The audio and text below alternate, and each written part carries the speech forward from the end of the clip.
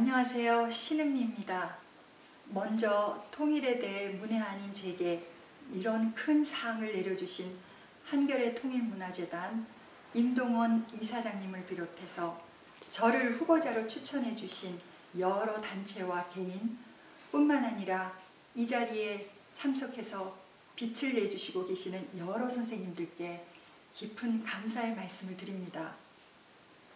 그리고 오늘처럼 뜻깊고 영광스러운 자리에 제가 직접 참석하지 못하고 영상으로 대신하게 된 것을 매우 죄송스럽게 생각합니다. 수상자로 결정되었다는 소식을 처음 접하고 저는 두려움과 함께 과연 제가 이런 큰 상을 받을 자격이 있을까 생각해 보았습니다. 왜냐하면 제가 쓴 2권의 북한기행문 재미동포 아줌마 북한에 가다, 부제 내 생애 가장 아름답고도 슬픈 여행과 2번째 북한기행문 재미동포 아줌마 또 북한에 가다, 부제 내 생애 가장 아름답고도 행복한 여행은 통일 이야기가 아닌 사랑 이야기이기 때문입니다.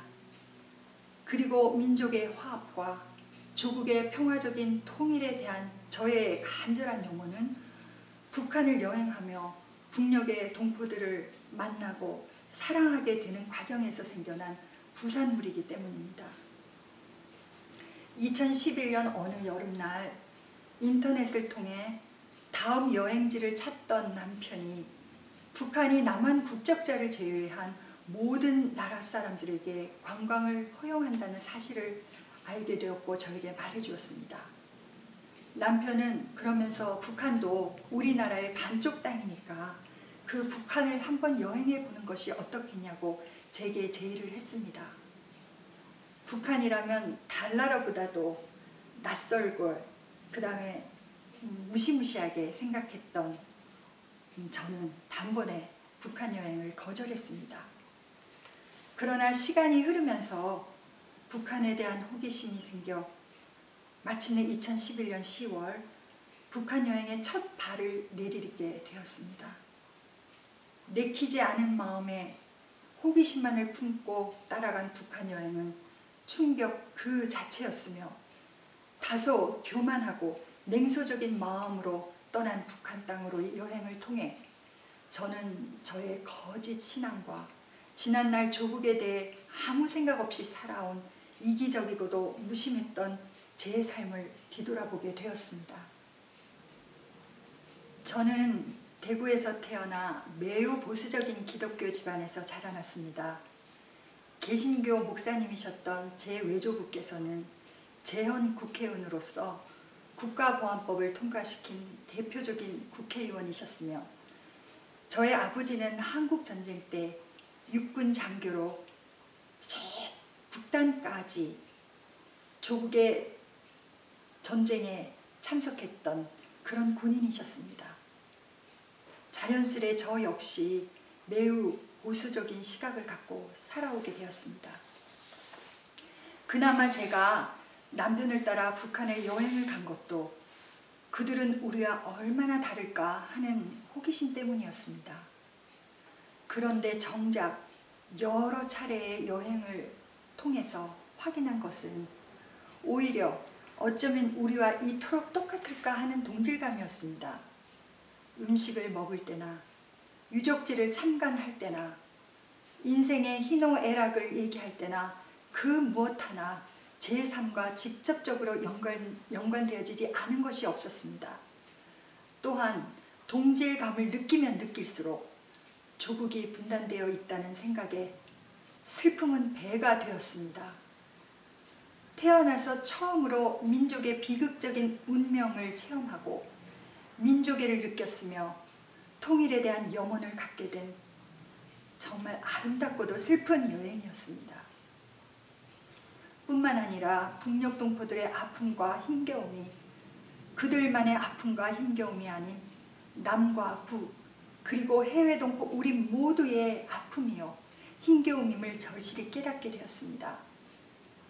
저는 지금도 첫 북한 여행 때 금강산에서 만난 북녘의 아이들을 품 안에 안고 사진을 찍으면서 마음속으로 속삭였던 말을 뚜렷하게 기억하고 있습니다.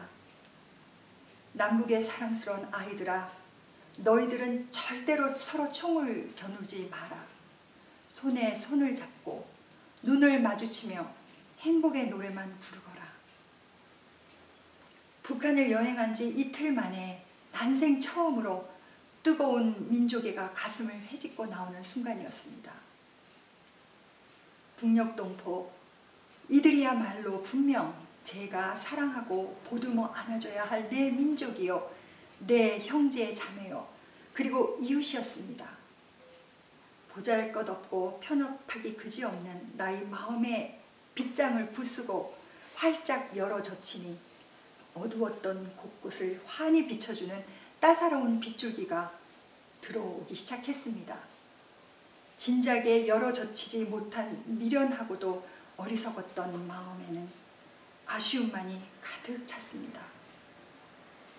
저의 첫 번째 기행문은 내 생에 가장 아름답고도 슬픈 여행을 통해 뜨게 된 마음의 눈으로 써내려간 글입니다. 슬픔의 눈으로 대상을 바라보니 진정으로 사랑하는 마음이 솟아남을 느꼈습니다. 사랑으로 바라보니 그 어떤 것도 굴절되거나 비틀어짐 없이 있는 그대로, 있는 모습 그대로 보이기 시작했습니다. 지금도 지나간 기억이 되살아나 미소를 짓기도 하고 눈물을 흘리기도 합니다. 여행 중에 만난 따뜻한 북녘 동포들에 대한 기억에 아직도 가슴이 뭉클하고 스쳐 지나가는 사이에 비친 그들의 가난에 지금도 가슴이 에이듯 슬프고 매우 고통스럽습니다. 여행을 다녀온 후 사람들이 제게 북한은 어떤 나라냐고 물으면 저는 이렇게 답하곤 합니다. 아름다운 사람들이 사는 가난한 나라라고요. 북한 여행을 통해서 제게는 수양 가족이 생겼습니다. 그리고 제 자신이 이산 가족이 되어 미국으로 돌아왔습니다.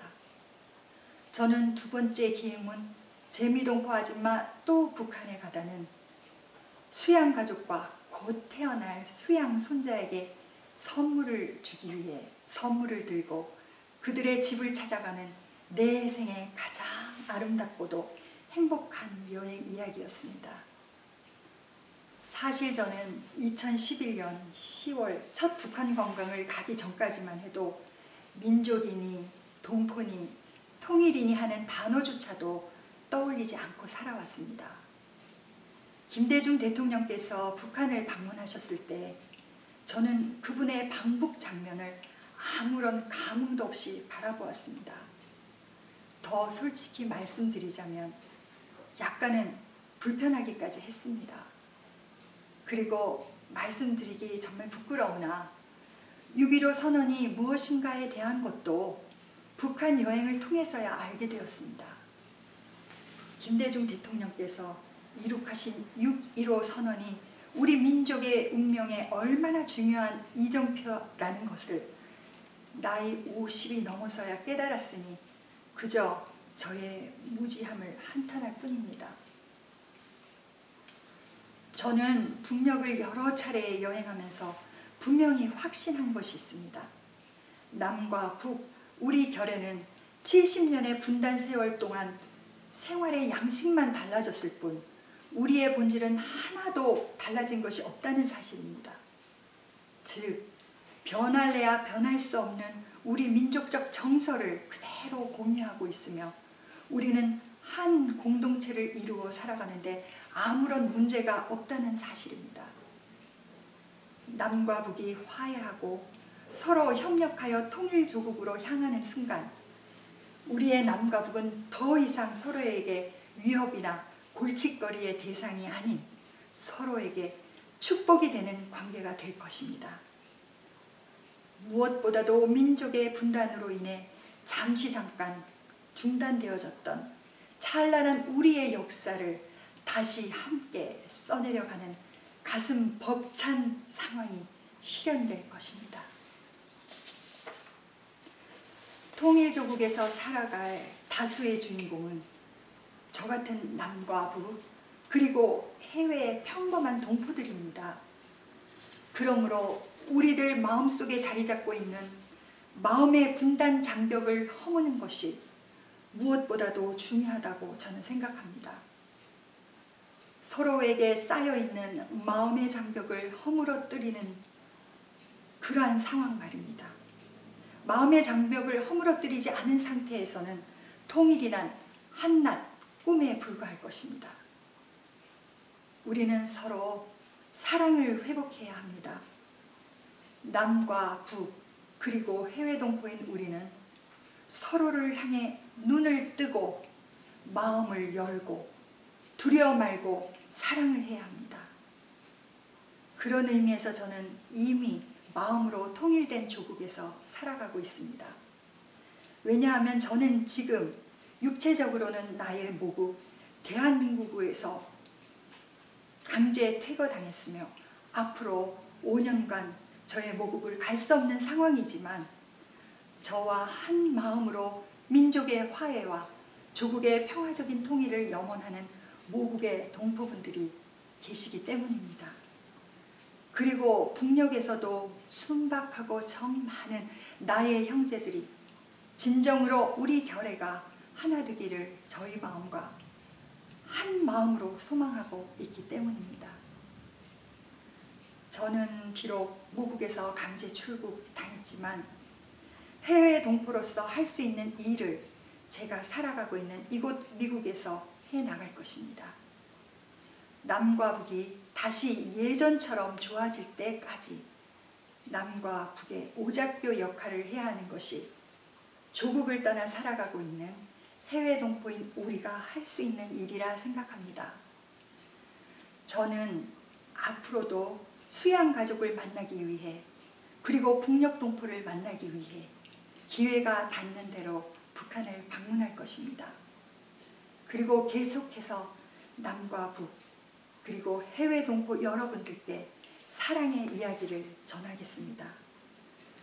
오늘의 이 영광스러운 한겨레 통일문화상을 저에게 주신 것은 저에게 보다 더 조국을 사랑하라는 격려의 상이라고 저는 생각하면서 기꺼이 감사하는 마음으로 이 상을 받겠습니다.